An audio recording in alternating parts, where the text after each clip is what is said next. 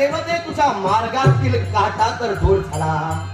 शनिदेव स्वतःचं श्रेष्ठत्व सिद्ध करण्यासाठी इतरत्र ग्रहांचा वेगळा दाखवण्यासाठी तो थांबला.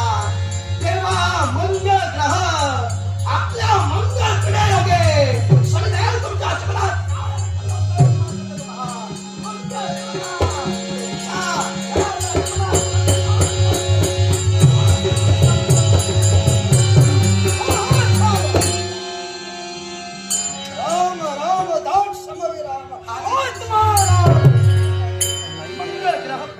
आशीर्वाद द्या.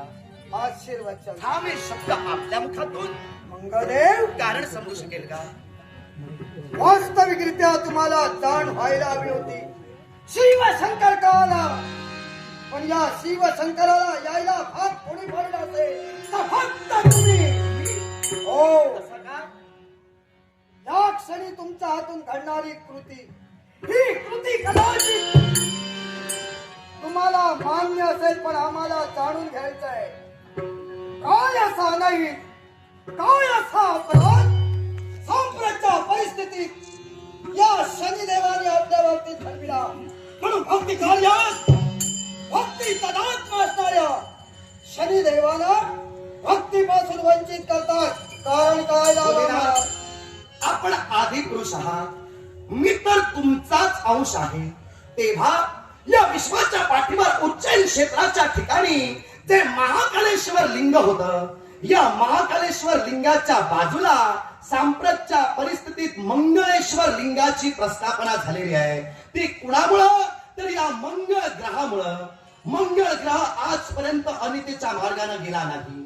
मंगळ ग्रह आजपर्यंत अविचाराने वागलेला नाही. म्हणून महाकालाच्या बाजूला मंगळेश्वर लिंग हे तसंच सतेज राहिलं. तुमच्या प्रश्नाचं उत्तर जर द्यायचं झालं तर शिवशंभू महादेव आपण बोलून मोकळे झाला.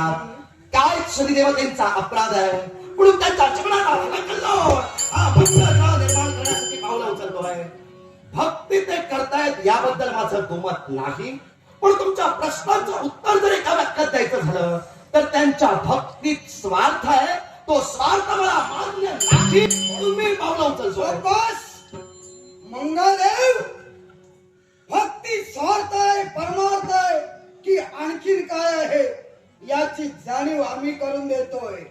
पण लक्षात ठेवा, शिवशंकराच्या बाजूला तुम्ही मंगळेश्वर, मंगळेश्वर म्हणजे तुम्ही नव्हे, मी तो. लक्षात ठेवा, कारण तुम्ही माझी भक्ती करीत असताना शिवलिंगाची स्थापना केली.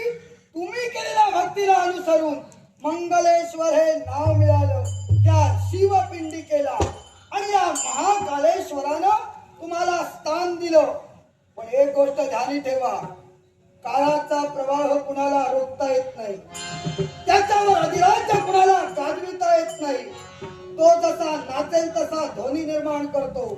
सारे जण त्याच्या पायातले घुंगरू आहे. तो आज एकाला नाचवेल, उद्या दुसऱ्याला नाचवेल.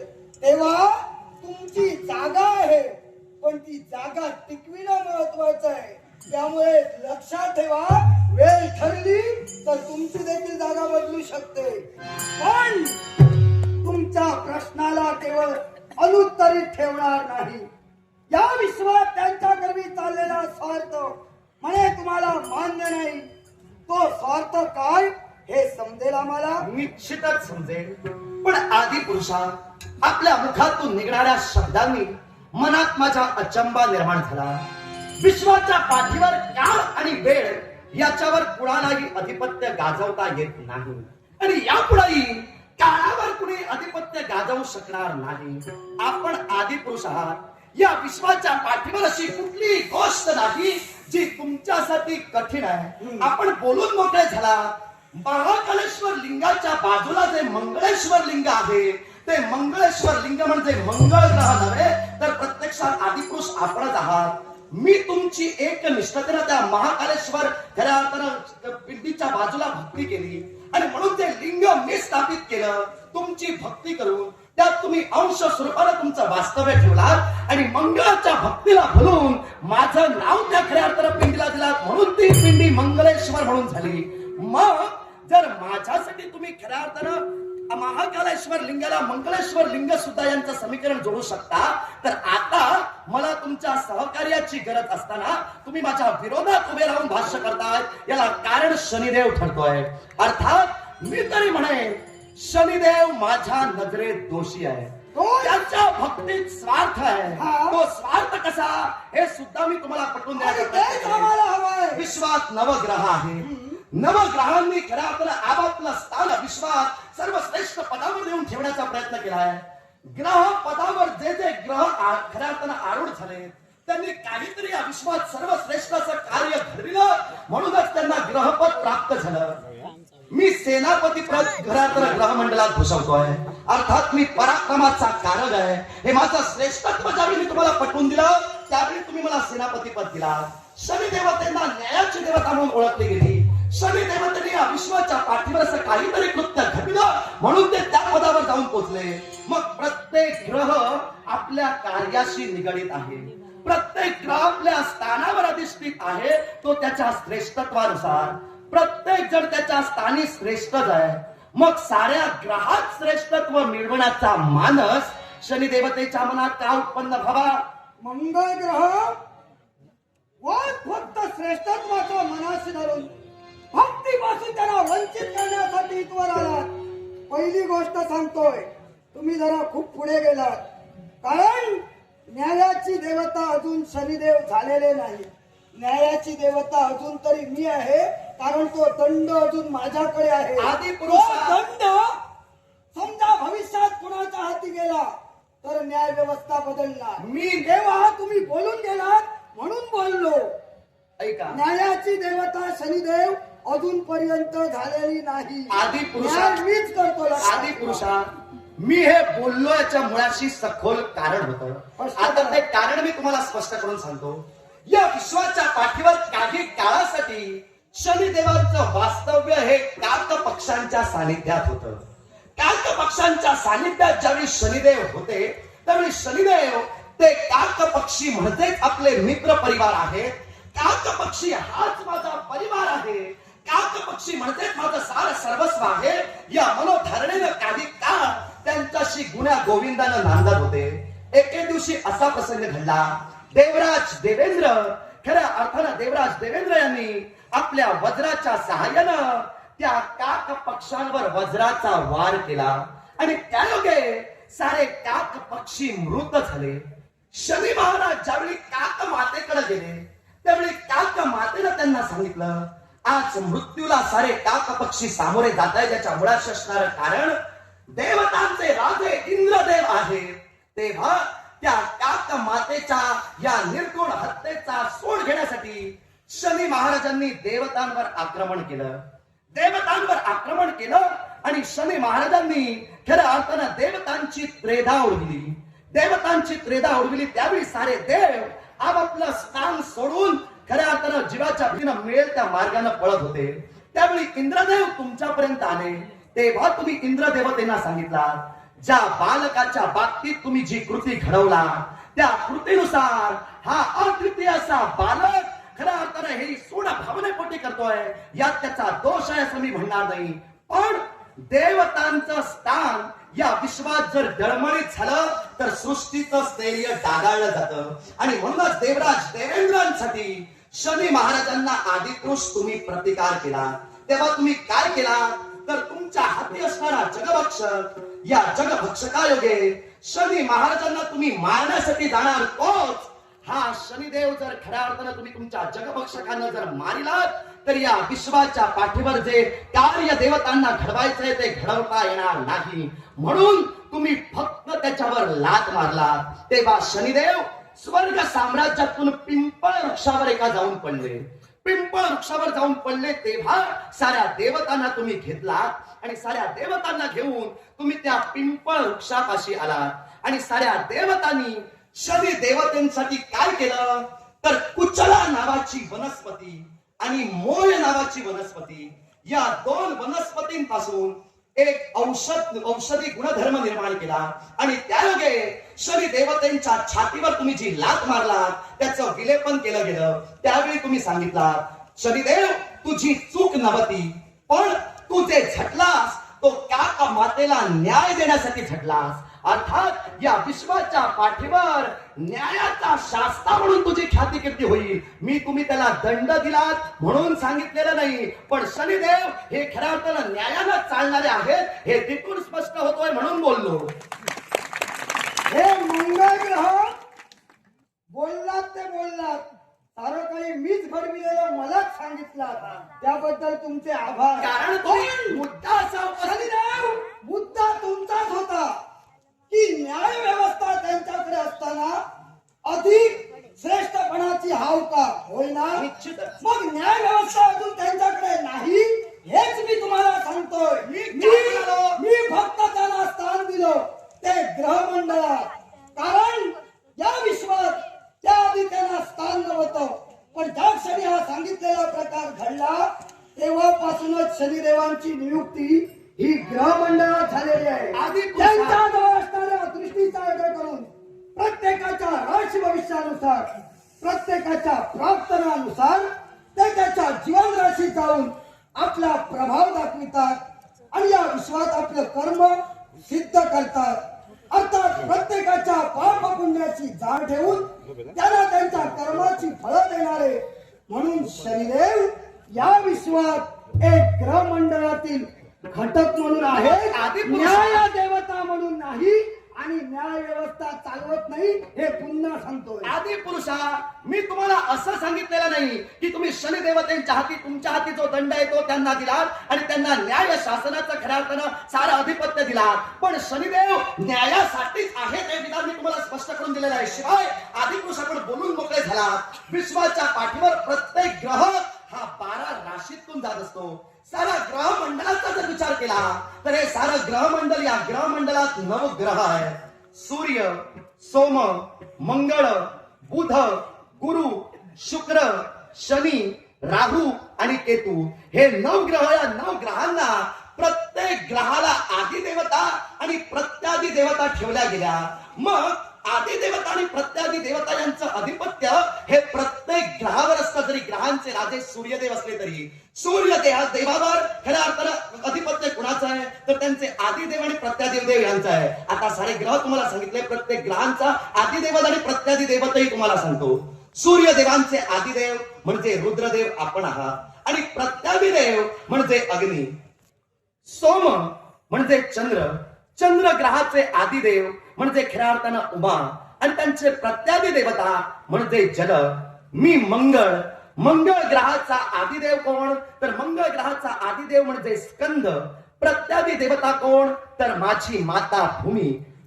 सूर्य, सोम, मंगळ. हिशोब नीट घाला, हिशोब चुकेल तर सर्व गणित बिघडेल. हिशोबाला जर चुकलो नाही, हिशोबच घालताय तुम्ही, कारण हे सर्व इथं सांगण्याची गरज नाही. याला कारण आहे. इथं वाद निर्माण का होतोय हे सर्व सृष्टीला आधी माहीत झालेलं असताना हे बोलण्याची इथं गरज नाही. मी बोलत तुम्हाला जर का हे बोलायचं असतं, हा सुज्ञपणा या विश्वात आणायचा असता तर हा मार्ग स्वीकारला नसता.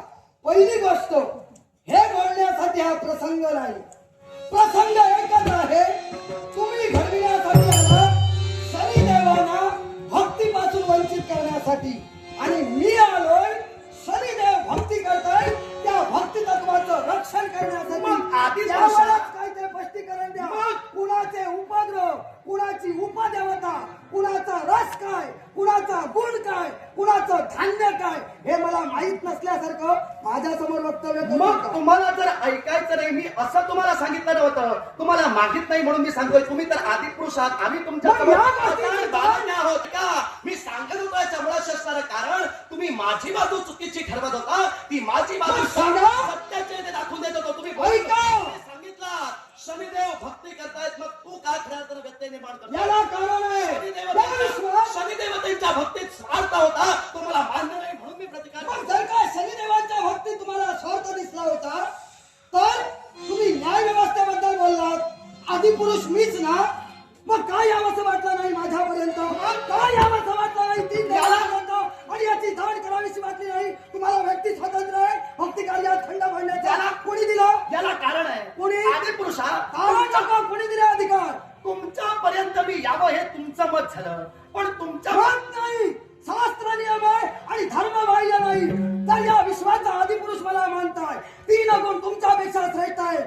तुम्ही न्यायनिवाडा करण्यासाठी आमच्यापर्यंत येऊन पोचायला हवं होतं. ते पोचला नाहीत आणि व्यक्ती स्वातंत्र्यानं तुम्ही वाटेल ते घडवता आणि आम्ही आमच्या डोळ्यासमोर बघत राहायचं. कोण वाटलं तुम्हाला? तुमच्यापर्यंत मी आलो नाही याला कारण होतं आणि ते कारण सुद्धा मी तुम्हाला स्पष्ट करून सांगणार आहे. ते भाव तुम्ही सांग. ऐका, आधी कारण सांग. सांगतोय मग पुढे जा. कारणच सांगतोय. तुम्ही काय सांगितलं? तुमच्यापर्यंत मी यायला होतो, आलो नाही याला सबळ कारण आहे. कारण मला ज्ञात आहे मी पराक्रमाचा कारक देव. जर तुम्ही म्हणत असाल की शनिदेव खऱ्या अर्थानं प्रत्येकाच्या राशीत प्रवेश करतात आणि प्रत्येकाच्या राशीत प्रवेश करून शनिदेव ही शनीची साडेसाती प्रत्येकाच्या जीवनात निर्माण करतात, तर मी सुद्धा मंगळाचा जो दोष आहे तो प्रत्येकाच्या खऱ्या अर्थानं जीवनात राशीत आणि त्याच्या राशीतील स्थानात प्रवेश करून निर्माण करण्याचा प्रयत्न करतोय. आज खऱ्या अर्थानं हे शनिदेव तपश्चर्या करतायत. ती तपश्चर्या कशासाठी करतायत? तर साऱ्या ग्रहात श्रेष्ठत्व त्यांना मिळवायचं आहे. मग त्यांना जर साऱ्या ग्रहात श्रेष्ठत्व मिळवायचं होतं तर ते ग्रह खऱ्या अर्थानं मंडळात आले असते. साऱ्या ग्रहांना त्यांनी सांगितलं असतं. ते स्वतः म्हणून इतरत्र ग्रहांचा कमीपणा दाखवण्यासाठी आणि स्वतःचं श्रेष्ठत्व दाखवण्यासाठी ते तपसामर्थ्याने खऱ्या अर्थानं तुमचा खऱ्या अर्थानं तत्वभंग करायचं ते खऱ्या अर्थानं तप करतायत. मग तुम्ही विचारायला हवं होतं, तुम्ही विचारायला हवं होतं आदिपुरुषा, तुम्ही खऱ्या अर्थानं श्री महाराजांना सांगायला हवं होतं, तुम्ही खऱ्या अर्थानं श्रेष्ठ पदावर जर आहात तर अधिक श्रेष्ठत्वाची हाव तुम्हाला का? आता ती जर निर्माण झाली त्यासाठी ते तुमचा तप करतायत. मग तप करताय त्याची कल्पना साऱ्या ग्रहांना नाही, म्हणून आम्ही तुम्हाला दिलं नाही, आम्ही आमची पावलं उचलली. मग तुमची पावलं उचललात ती तुमच्या मतानं बरोबर असतील, पण लक्षात ठेवा हा मतभेदच घातक ठरतोय. तुमच्यात एकी नाही म्हणून सारे जर त्याच्या संधीचा उद्या फायदा घेतील, तेव्हा तुमच्यात ऐक्य ठेवा. लक्षात ठेवा तुम्ही ग्रह प्रत्येक जण आपापल्या स्थानी श्रेष्ठ आहात. फक्त राहिला प्रश्न शनिदेवांच्या भक्तीचा आणि तुमच्या मनाप्रमाणे त्यांच्या स्वार्थाचा. पण ते भविष्य आहे. भविष्याच्या गर्भात काय आहे हे देव असलो तरी त्याची वाच्यता करण्याचा अधिकार मला नाही. मग ते भक्ती मार्गाने जात आहेत. दुसऱ्याच्या केवळ वैयक्तिक जीवनात कुठलाही अडथळा निर्माण करत नाहीत. भक्ती करण्याचा अधिकार प्रत्येकाला आहे.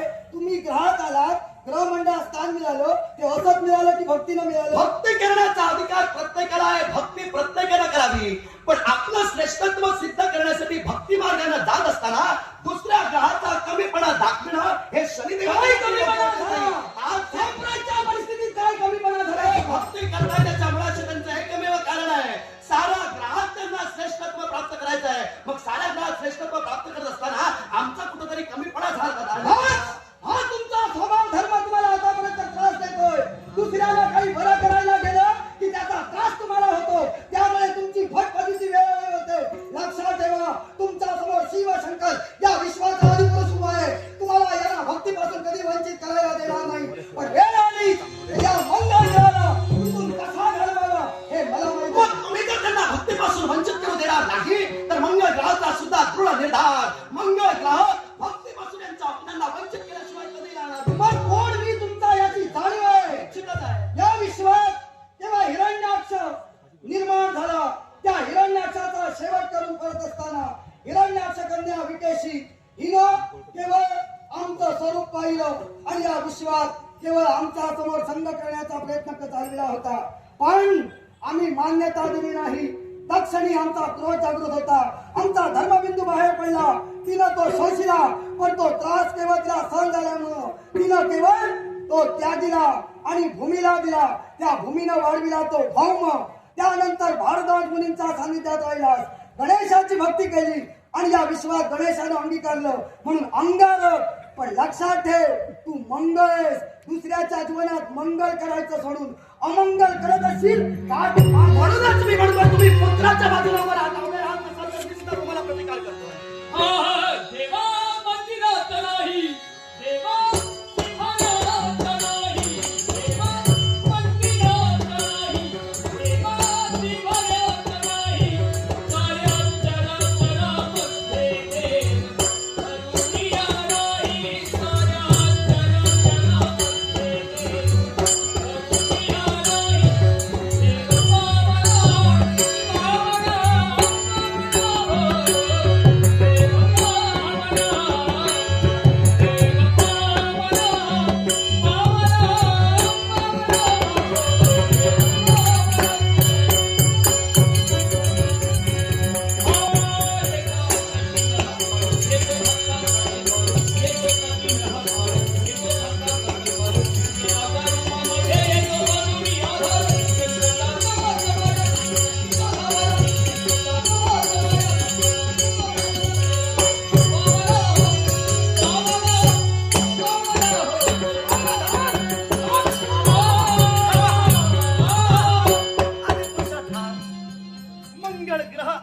चूक मान्य करतोय.